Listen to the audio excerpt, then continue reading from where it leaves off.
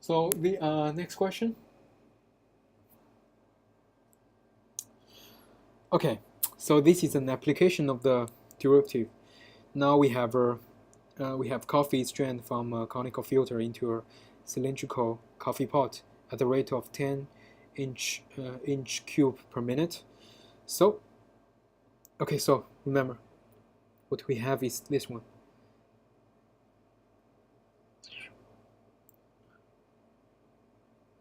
Okay, so the coffee is strained at a fixed rate, which is 10 inches cube per minute. Okay, so just bear that in mind. Okay.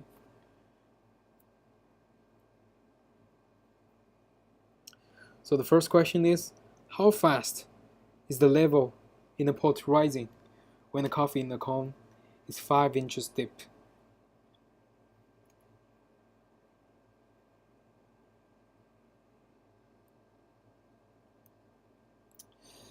Okay, so actually we can write down the volume of coffee in this filter as VC, okay, conical filter, and the volume in this coffee pot as VP. So why we write down these two? That is because first observation, VC plus VP is fixed, right? These are fixed. So if we differentiate this on both sides, what we get?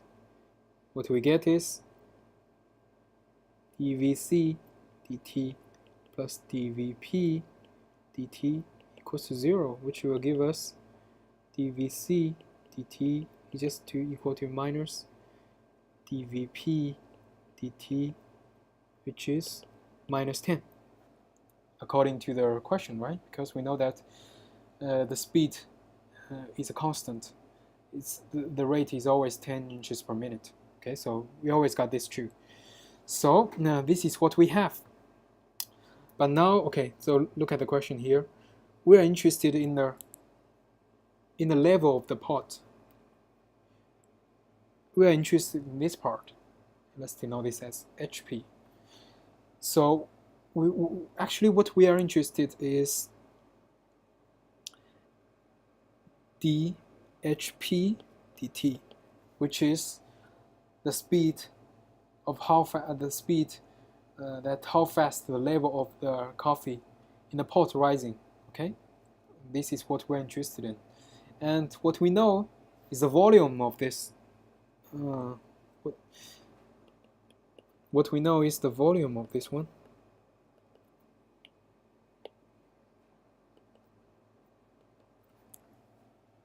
Right, because we know that the transforming rate is a constant, which is 10. All right, so this is what we know, and this is what we try to get. So we have to find the linkage between them, and luckily we know that the formula to calculate the volume in this coffee pot. Okay, so what we have is we want to calculate dHP dt. So what we know is dVP dt, which is how fast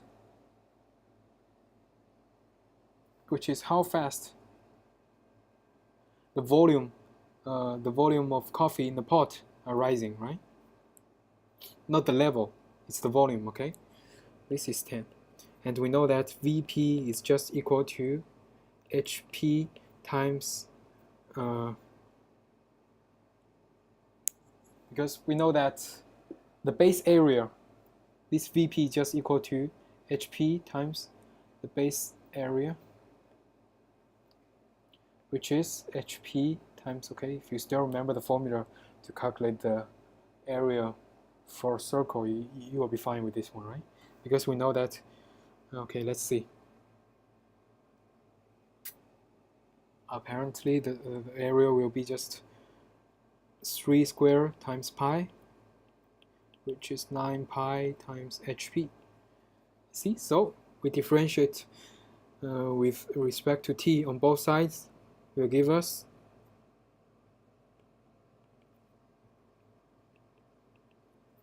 this will give us dVp dt equals to, okay, I'll just write down in details, d 9 pi times HP dt. And we know that 9 pi is just a constant, so we can take this out. This will give us dHp dt. So this is 10, and we can calculate the derivative of HP now, which just give us HP prime, or dHp over dt is just equal to 10 over 9 pi, right? It's pretty straightforward. That's for the first question.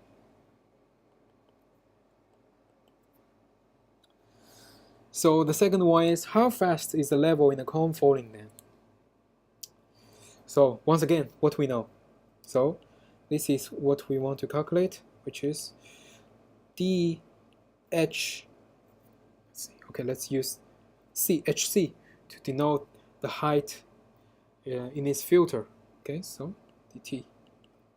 This is what we want to know. Once again, we follow the idea just from part A, which is we try to find the linkage between the height and the volume, right? So what's Vp? Oh, no, now it's Vc. Vc is equal to, okay, so we already have the formula here, which is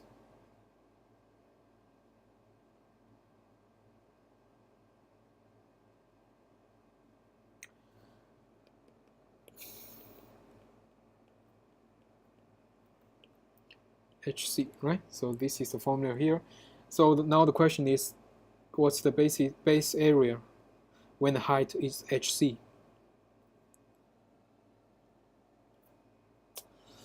Okay, so if you know this, that's good. If you don't know, it doesn't matter. I'll just write down.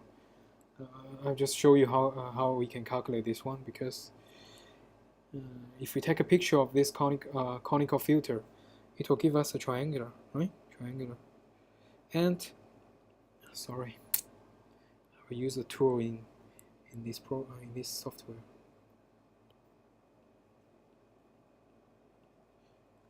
Okay, it seems strange. Okay, so let's take this as a triangle, okay?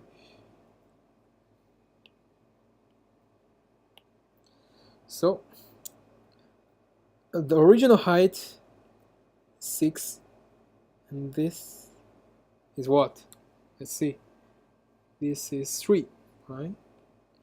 So now that when the height is Hc, what's the length of this one? It's simple, right? Because this one, let's say L.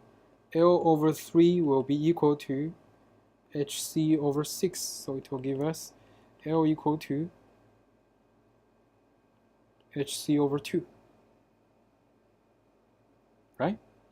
So this will be 1 over 3 times L squared pi times Hc, which is 1 over 3 Hc squared over 4 times pi times Hc, which is just pi over 12 times Hc cubed,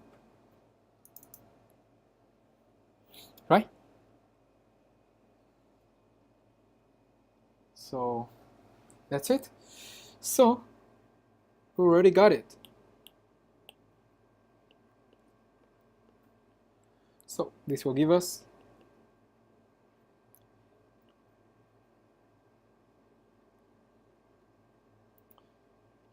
so once again, just write down this here. What we need later, I'll add a page below.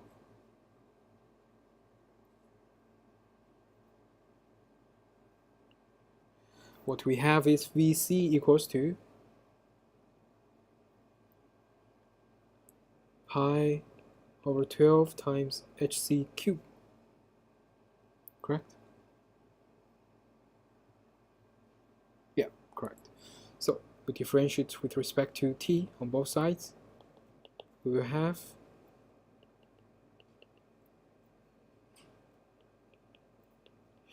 okay, so here we have to use the, you can call this chain rule, okay? We have to use the chain rule to calculate the derivative of this function, which is hc to the power of 3, which is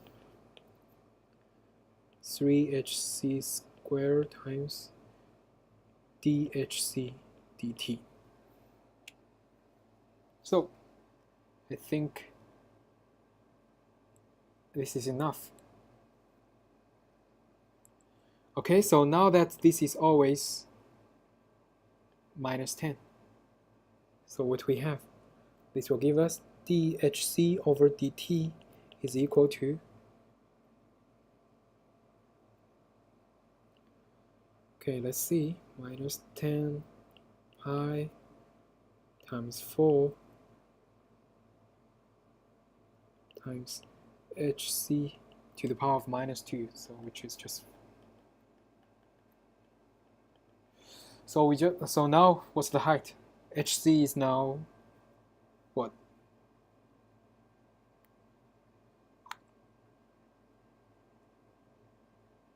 It's 5, okay? So hc equals to 5, so we plug in.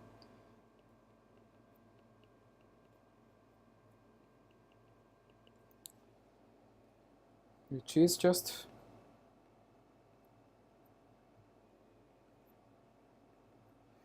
okay, so the reason why it's negative because the height is decreasing, right? So it's negative.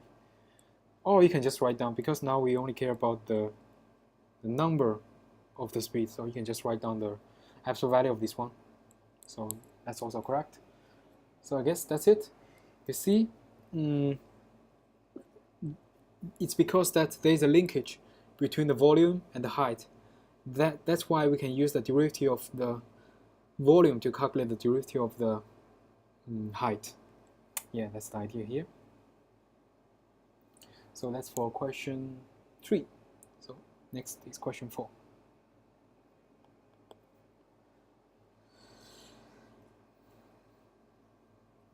Okay, so for the following functions, find y prime and the second derivative of the y. Okay, see, now we have a function here. First, you can always try to write down the expression for y directly, okay? Because definitely you can write down it here. Maybe it's equal to a to the power of 2 over 3 minus x2 over 3 and times to the power of 2 over 2, right? So this is the expression for y, but yeah, this is doable, but we can always just try to calculate the derivative with respect to t on both sides, because x to the power of 3 is also a function of x, right? So we can also calculate the derivative of this one.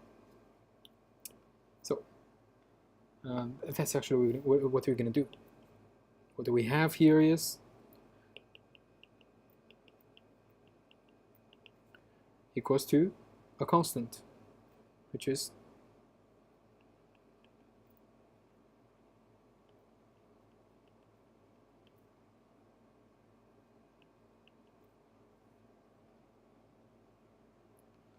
so this will give us, we differentiate it on both sides, so we get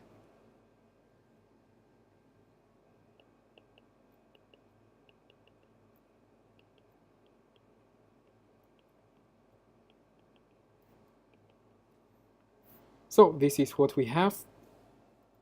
We have y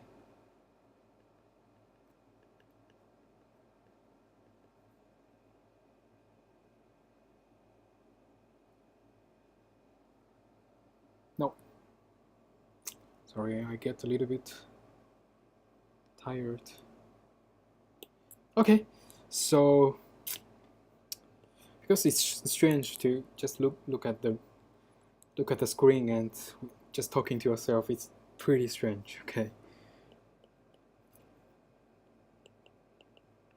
So for this one, we have to use the chain rule, right? So this will give us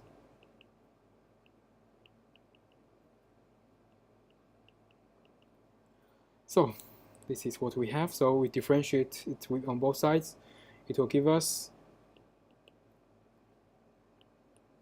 we differentiate on both sides with respect to t, it will give us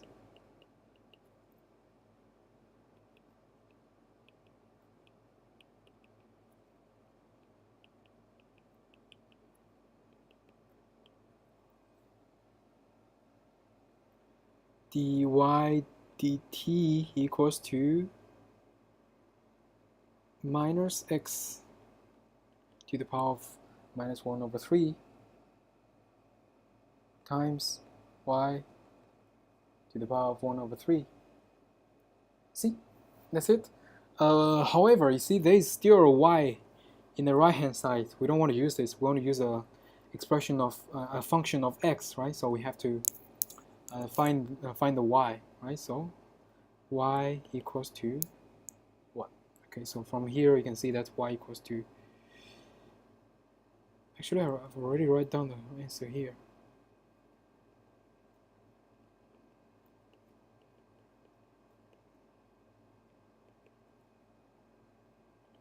So this is just times a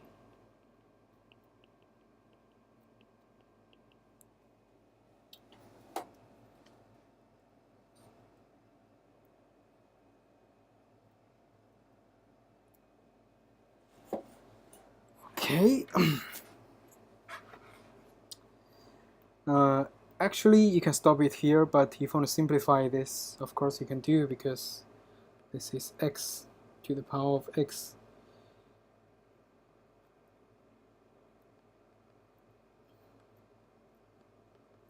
times a, which is just equal to, because now we can unite these two functions, so we can compound them, so what we get is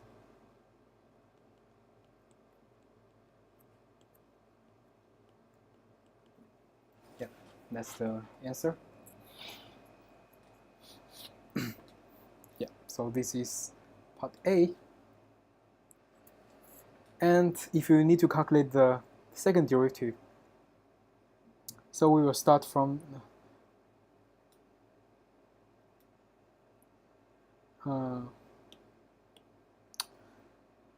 so for y prime prime, because this is just the prime of y prime, right? So one way to do this is just to use the expression here to calculate this one directly. Okay, so actually that's what we're going to do, okay? We just use the chain rule for this expression to calculate the second derivative of y. So if you follow the chain rule, this will give us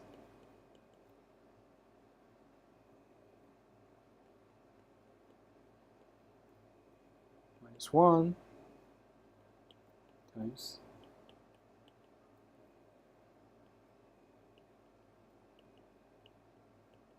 so that will be it. If you look at the questions here, you can always try to do this in this way. Just remember that the only thing you need to bear in mind is that, okay, so for example, if there is a function of fy, okay, when we try to calculate the f prime, okay, remember we have to use the chain rule, because now y itself is also a function. So this is a composition of two functions, so you have to use the chain rule, right? It's not like the f of x. We don't have to use the chain rule. Actually, the reason is that the derivative of x itself is just 1, so we don't have to do the chain rule for this one. So dt, so the derivative of fy is just f prime y, f prime of y times dy dt. This is just an application of the chain rule. Okay, so again, there are two sub-questions in question 4. I will leave that as exercise. If you still have any problem, you can contact me later. Okay. So what do we have? Oh my God, we already take 52 minutes, but doesn't matter. Anyway, it's a video, you can always skip those.